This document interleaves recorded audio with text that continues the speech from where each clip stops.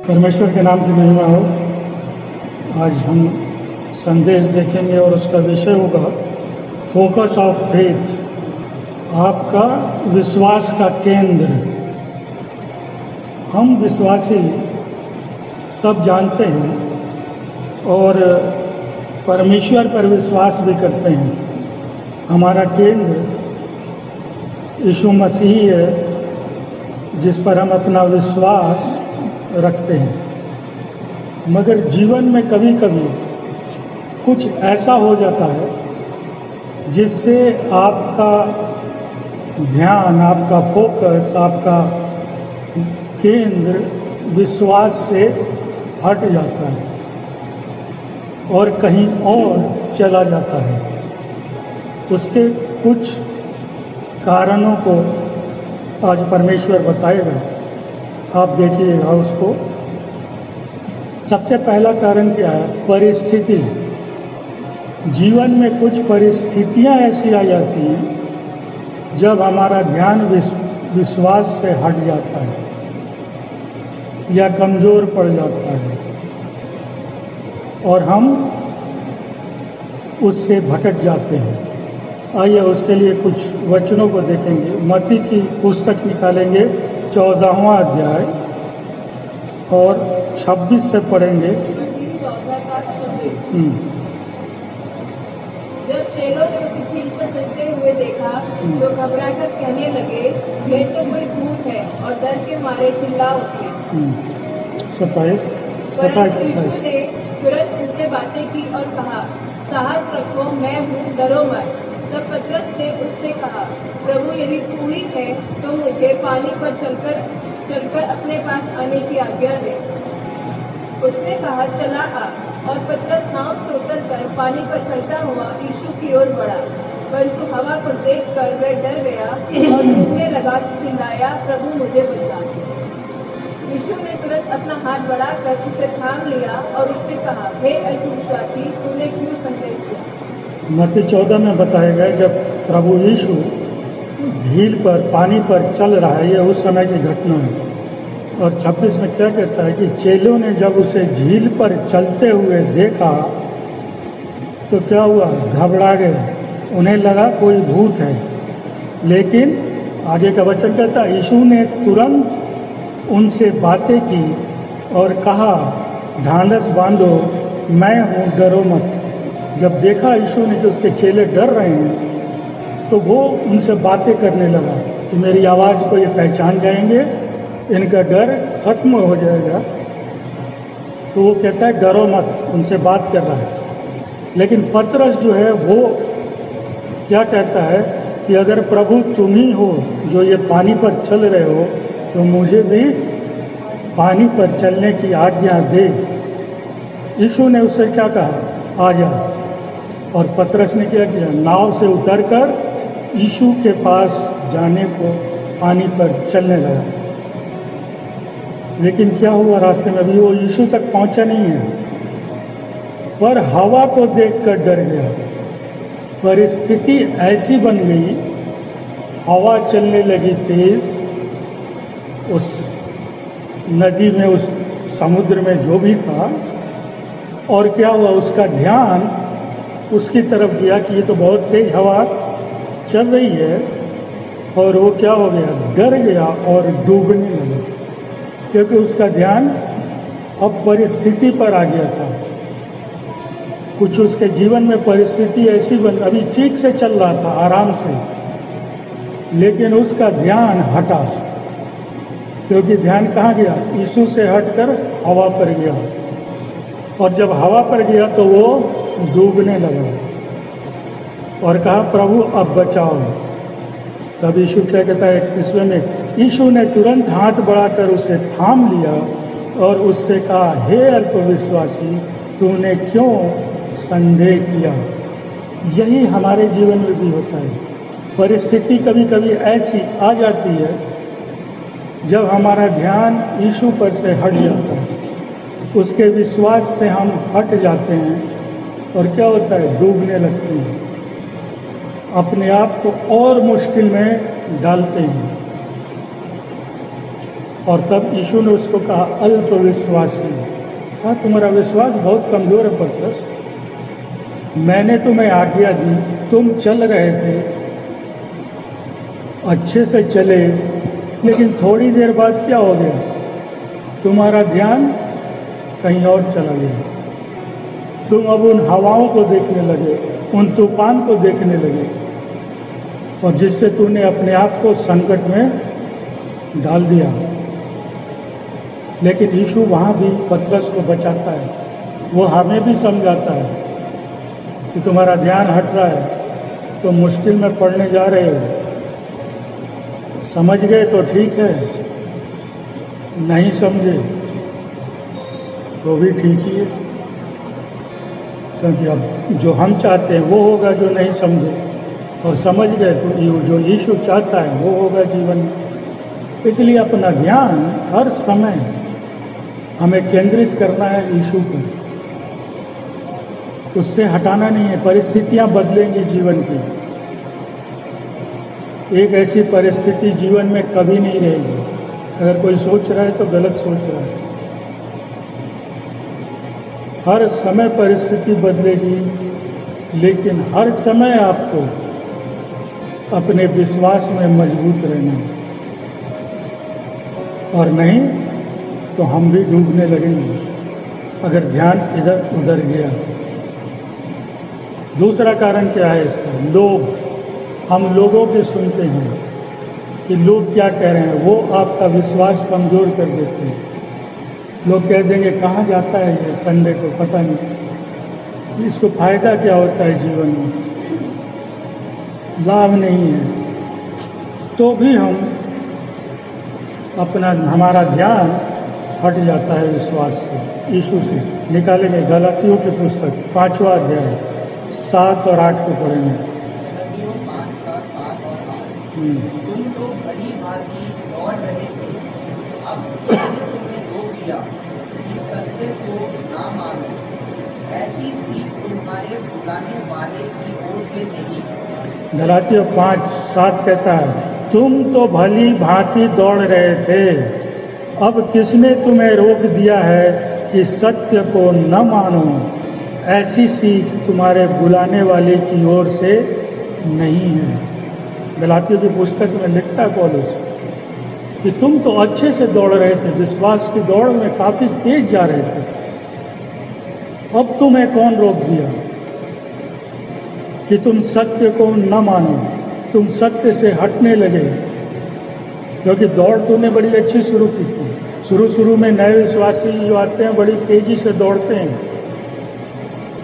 फिर आस पड़ोस कुछ बोलता है उसकी सुनते हैं, फिर दौड़ में धीरे पड़ते हैं, सत्य से हटने लगते हैं। वही यहाँ पर कह रहा है कि तुम तो भली भांति दौड़ रहे थे, विश्वास की दौड़ तुम अच्छी दौड़ रहे थे, अब कौन रोक दिया तुझे? देखिए, आपके आसपास के लोग, आपके घर परिवार के लोग कोई हो सकते हैं, और आप सत्य से भागने लगे। ऐसी सीख तुम्हारे बुलाने वाले की ओर से नहीं है। तेरा जिसने तुम्हें बुलाया है, जिसने तुझे चुना है, चुन के बुलाया है, तेरा ये उसकी शिक्षा तो नहीं है। उसने कब कहा रुक जाओ, अभी आराम कर लो फिर दौड़ना? कहता तुम देखो तो तुम्हें किसने रोका है, और ये हमें देखना है कि आखिर कारण क्या हुआ। एक तो आपको पता ही है, परिस्थितियां आएंगी जिससे आप हट सकते हैं, लेकिन हर परिस्थिति में कहता है आप विश्वास में रहें, अल्प विश्वास में न जाएं। यहाँ कह रहा है लोग भी आपको भटकाएंगे और आप अपने विश्वास से हट जाएंगे। इसलिए यहाँ पे बहुत अच्छा वचन किया है, तुम तो भली भांति दौड़ रहे थे, अब किसने रोका? ये क्वेश्चन मार्क है कि किसने रोका, इसको जानने की कोशिश कीजिए। क्यों सत्य से अब भागने लगे? अब सत्य क्यों अच्छा नहीं लगता? जब शुरू में सही लग रहा था, सब कुछ ठीक था, अब सत्य आपको अच्छा नहीं लग रहा है। गलातियों 3 अध्याय निकालिएगा, 1, 2 और 3 को पढ़िएगा। गलातियों 3 का 1, 2 और 3। अरे निर्बुद्धि गलातियों, किसने तुम्हें मोह लिया? तुम्हारी आंखों के सामने यीशु मसीह को क्रूस पर चढ़ाया हुआ प्रदर्शित किया गया था। मैं तुमसे केवल इतना ही जानना चाहता हूँ कि तुमने आत्मा को क्या व्यवस्था के कामों से पाया अथवा सुसमाचार को विश्वास सहित सुनने से? क्या तुम इतने निर्बुद्धि हो कि आत्मा से आरंभ करके अब देह की विधि द्वारा पूर्णता तक पहुँचोगे? गलातियों 3:1 कहता है, हे निर्बुद्धियों गलातियों, किसने तुम्हें मोह लिया है? क्या हो गया तुम्हारे जीवन में कि तुम विश्वास से हट गए?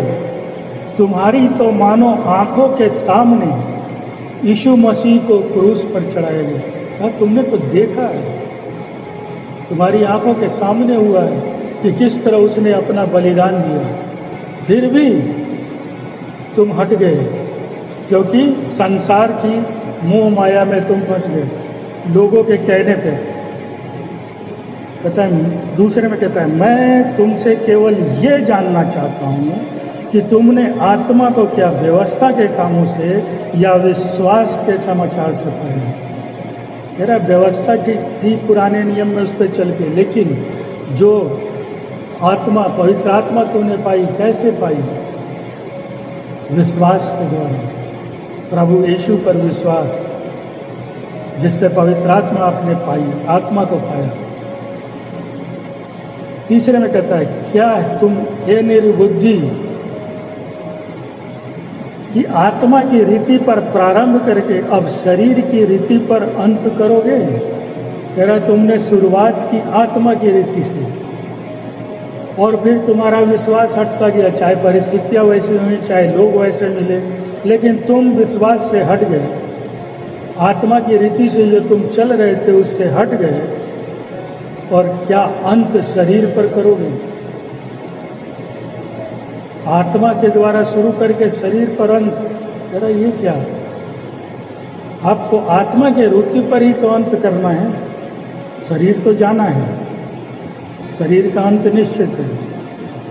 लेकिन हम जो पा सकते हैं, जो बचा सकते हैं, वो है हमारी आत्मा। शरीर को कोई नहीं बचा पाएगा।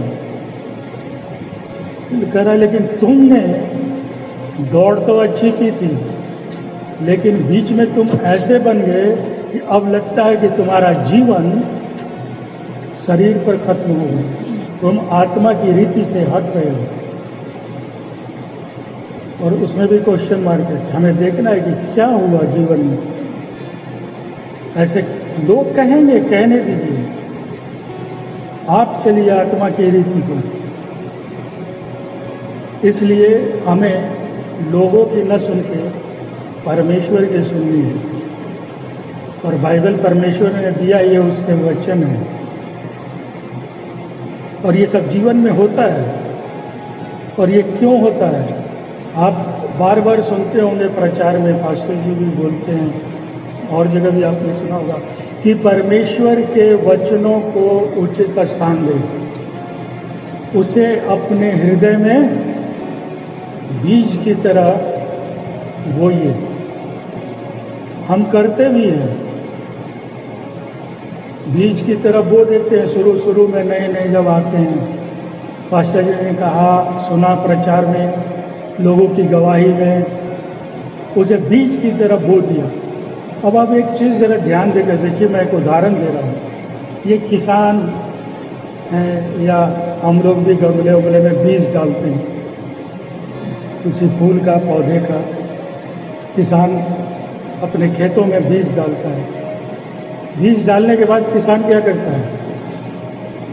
वो उन बीजों के से अंकुर फूटने का इंतजार करता है।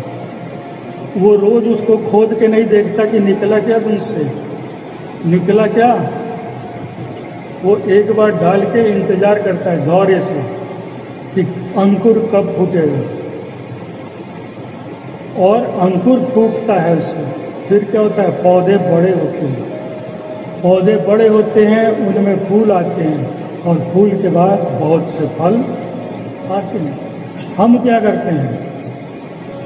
परमेश्वर का वचनों का बीज बोया और 2 दिन बाद रोज कूरेद के देखते हैं अंकुर फूटा क्या, कोई फायदा तो हो नहीं रहा।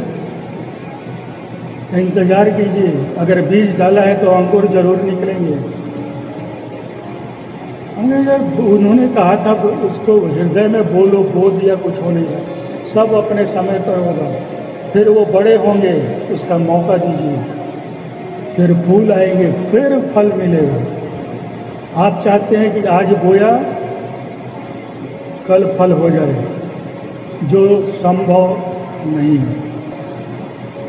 और हम रोज जांचते हैं, लगता है विश्वास का वो अंकुर अभी फूटा नहीं मेरे में। आपने डाल दिया। परमेश्वर अपने समय पे हर काम करता है। कब उसके अंकुर फूटेंगे, कब उसमें फल आएंगे, कब फूल आएंगे।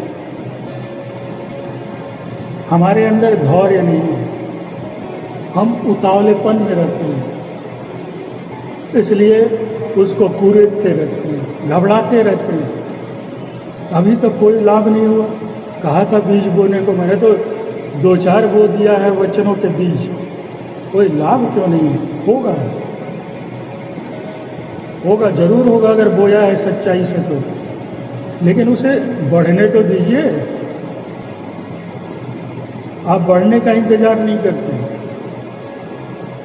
रोज सोचिएगा, देखिएगा, यार कोई लाभ नहीं, कोई फायदा तो हो नहीं रहा। लगता है बीज मर गया क्या? बीज जहाँ है वहाँ रहेगा, समय पे ही वो आएगा। और किसान धैर्यपूर्वक, आप देखे होंगे, इंतजार करता है। वो रोज जा के गड्ढे करके नहीं देखता कब आएंगे, और एक दिन आते हैं और फसल काटता है। आप भी फसल काटोगे, पर बढ़ने का मौका तो दो। हम तो बीज डाले, 2-4 दिन में कुछ नहीं हुआ, उखाड़ के फेंक दिया बीज को, फिर क्या फायदा? हमें भी किसान की तरह बनना है, उसका इंतजार करना है। जब प्रभु ने कहा है उसे उचित स्थान दो, इससे तुम्हें लाभ होगा। अगर मेरे वचन तुम में बने रहे तो बने रहने दीजिए, उसका लाभ जरूर होगा। तभी परमेश्वर ने कहा, नहीं तो वो नहीं कहता कि तुम मुझ में बने रहो और मेरे वचन तुम में बने रहे। क्यों कहता वो? लेकिन जब कहा है तो उसकी बात तो मानिए और विश्वास को बढ़ने दीजिए, आप भटकिए मत। आइए तीसरा कारण देखते हैं, शैतान आपके जीवन में कुछ ऐसा कर देता है जिससे आप विश्वास से भटक जाते हैं, आपका फोकस विश्वास से हट जाता है। और ये गंभीर समस्या है, क्योंकि शैतान ऐसा चाहता है। आइए तीसरा, 2 कुरिन्थियों 10वां अध्याय, उसका 3 और 4 पढ़ेंगे। क्योंकि यद्यपि हम शरीर में चलते फिरते हैं, तो भी शरीर के अनुसार नहीं लड़ते, क्योंकि हमारी लड़ाई के हथियार शारीरिक नहीं, पर गढ़ों को ढा देने के लिए परमेश्वर के द्वारा सामर्थी है। आमीन। परमेश्वर का वचन कहता है, क्योंकि यद्यपि हम शरीर में चलते फिरते हैं तो भी शरीर के अनुसार नहीं लड़ते। चलना फिरना तो शरीर के अनुसार है, लेकिन लड़ाई शारीरिक नहीं है। लड़ाई क्या है? आपकी आत्मिक लड़ाई है। परमेश्वर के हथियार, और आपने पढ़ा होगा परमेश्वर के हथियारों, आप सब जानते हैं। हमें वो करना है विश्वास से, हम शरीर से लड़ने वाले नहीं। ये परमेश्वर की ओर से जो दिए गए हैं हथियार, वो हमें इस्तेमाल करना है, क्योंकि हमारी लड़ाई आत्मिक है। शैतान आपको शारीरिक लड़ाना चाहता है, गोली बारूद जो आजकल चल रहे हैं, तलवार, लेकिन वो कह रहा है हमारी लड़ाई शारीरिक है ही नहीं। हमें इन हथियारों की जरूरत नहीं है।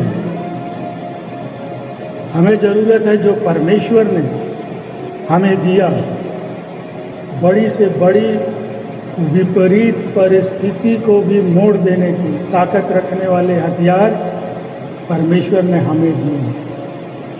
लेकिन हम उसका उपयोग प्रयोग कितना जीवन में करते हैं, उतना लाभ मिलता है, हम पाते हैं। क्योंकि शैतान तुरंत कहेगा, और हम कहाँ उतर जाते हैं? शारीरिक लड़ाई पर उतर जाते हैं। जबकि परमेश्वर ने कहा नहीं, ये शैतान चाहेगा, लेकिन मैंने तुम्हें जो हथियार दिए हैं तुम उसका प्रयोग करना, क्योंकि वो हथियार तुम्हें हर परिस्थिति से बचा लेगा, अगर विपरीत परिस्थिति भी आ गई। इसका 5वां पढ़ दीजिए इसी में। हम परमेश्वर के ज्ञान के विरुद्ध उठने वाली कल्पनाओं और प्रत्येक अवरोध का खंडन करते हैं और प्रत्येक विचार को बंदी बनाकर मसीह का आज्ञाकारी बना देते हैं। वचन साफ करता है। सो हम कल्पनाओं को, जो हम कल्पनाएं करते हैं, जो सपने देखते हैं, क्या करते हैं? हर एक ऊंची बात को, जो ऊंची ऊंची बातें सोचते हैं, जो परमेश्वर के पहचान के विरोध में उठती है, उन सारी कल्पना को, उन सारी ऊंची बातों को, उन सारे विचारों को कह रहा है कि जो उठती है उसको क्या करो? उसका खंडन करते हैं। हम उसे नहीं मानते, खंडन करना, हम उसे स्वीकारते नहीं। जो कल्पनाएं हमें दिखाता है, जो ऊंची ऊंची बातें हमें वो सुनाता है शैतान, यीशु को भी समझाया था, राज्य दे दूंगा, ये दे दूंगा, कह रहा है हम उसका विरोध करते हैं, क्योंकि हमें वो नहीं चाहिए। हमें चाहिए परमेश्वर, जो आत्मिक लड़ाई के लिए हमें हथियार दिया है, और हर एक भावना को कैद करके मसीह का आज्ञाकारी बना देती है। हर एक वो भावना जो परमेश्वर के विरोध में है, कहता उसको कैद कर देता हूँ, खत्म कर देता हूँ, उसको बंदी अपने जीवन से हटा देता हूँ, उससे आज़ाद हो जाता हूँ, उसको बंदी बनाता हूँ और परमेश्वर की आज्ञाकारी बना देता हूँ। हमें परमेश्वर का आज्ञाकारी बनना है, क्योंकि वो शैतान नहीं चाहेगा। लेकिन वो कह रहा है ना, इन ऊंची कल्पनाओं को, भावनाओं को मनुष्य के अंदर चलती रहती है। कल्पनाएं, भावनाएं हम बहुत सोचते रहते हैं, ये कर लेंगे, वो कर लेंगे, ऐसे कर देंगे, वहाँ तक पहुँच जाएंगे, इतना कमा लेंगे। मेरा उन सब भावनाओं को मैं उसका खंडन करता हूँ, क्योंकि परमेश्वर भी देखो कहता है ना, ये सोना और चांदी तो मेरा है, ये सारे धन दौलत परमेश्वर की ओर से। लेकिन हम अपनी कल्पनाओं में क्यों? क्योंकि शैतान वो कल्पनाएं दिखाता है, और बहुत से लोग का ध्यान तब विश्वास से हटके वहाँ चला जाता है, उन कल्पनाओं पर टिक जाता है, उन भावनाओं पर टिक जाता है, और फिर क्या होता है? विश्वास में कमज़ोर होते हैं, डूबने लगते हैं। आइए आखिरी पढ़ लें। शरीर भी आपको विश्वास से भटका देता है। पढ़िए 1 कुरिन्थियों 9वां अध्याय, उसका 27वां वचन। परंतु मैं अपनी देह को मारता, कूटता और वश में लाता हूँ, ऐसा ना हो कि औरों की प्रचार करके मैं आप भी किसी रीति से निकम्मा ठहरूं। वचन क्या कहता है? परंतु मैं अपनी देह को मारता, कूटता और वश में लाता हूँ। कह रहा है मैं बड़ा मारना कूटना मतलब अपने शरीर को मारने की बात नहीं कर रहा, लेकिन बड़ी दृढ़ता से, बड़ी सख्ती से कहता है उसे वश में करता हूँ। शरीर को, शरीर की इच्छाओं पर हम नहीं चल के उसे वश में करते हैं। ऐसा ना हो कि औरों को प्रचार करके मैं आप ही किसी रीति से निकम्मा ठहरूं। यहाँ पर वो कहता है कहीं ऐसा ना हो कि दूसरे को तो मैं बहुत लंबी लंबी बातें सिखा रहा हूँ, प्रचार कर रहा हूँ, लेकिन पता चला कि मैं तो खुद गलत था।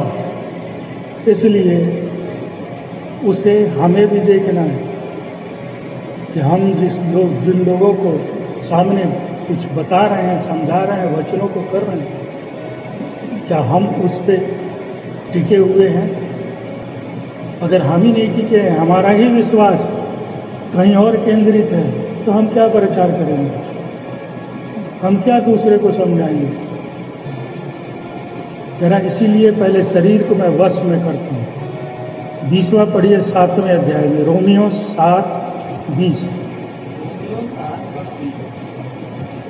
परंतु नहीं करता तो उसका करने वाला मैं ना रहा, परंतु पाप जो मुझमें बसा हुआ है।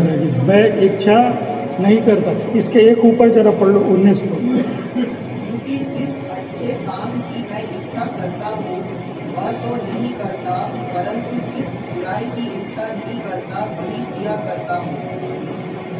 19वां क्या कहता है? क्योंकि जिस अच्छे काम की मैं इच्छा करता हूँ वह तो नहीं करता, परंतु जिस बुराई की इच्छा नहीं करता हूँ वही करता हूँ। ये क्या है? शरीर आपको करवाता है। कह रहा है मैं चाहता हूँ अच्छाई करना, लेकिन नहीं होता मुझसे। बुराई करना नहीं चाहता, लेकिन खूब बुरा काम करता हूँ। क्यों? क्योंकि शरीर में हम बंधे हुए हैं। अगर नहीं करना चाहता वही कर देता हूँ। ये वो समझ भी रहा है कि ये नहीं करना चाहिए, फिर भी करता हूँ। हम भी करते हैं, हम जानते हैं ये काम नहीं करना चाहिए, लेकिन करते हैं। फिर परमेश्वर के सामने बैठते हैं, गलती हो गई। जब आपको पहले ही पवित्र आत्मा ने समझा दिया कि ये काम गलत है, मत करो, तो हमको वहीं रुक जाना है। ये नहीं कि उसको करके फिर माफी मांग लेंगे। कह रहा है मैं जान रहा हूँ फिर भी कर रहा हूँ। आज भी विश्वासी जब कमजोर पड़ते हैं तो यही होता है, न चाहते हुए भी करते हैं और जानते हैं कि ये गलत है। इसकी आज्ञा परमेश्वर ने नहीं दी है इस काम को, लेकिन हम करते हैं।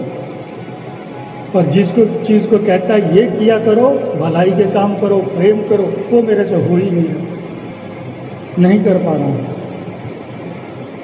नफरत भरी पड़ी है, प्रेम के लिए स्थान ही नहीं है मेरे जीवन में। लेकिन परमेश्वर कहता है यही करो, अपने दुश्मन से भी प्रेम करो। यहाँ घर वालों से प्रेम नहीं हो पा रहा, दुश्मन तो दूर की चीज है।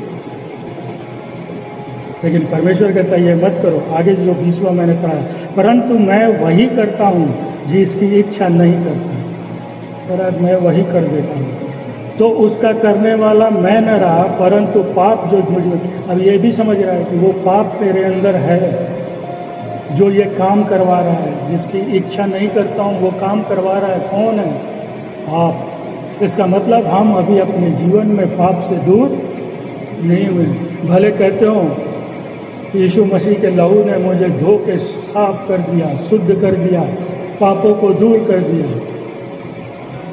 लेकिन फिर भी है।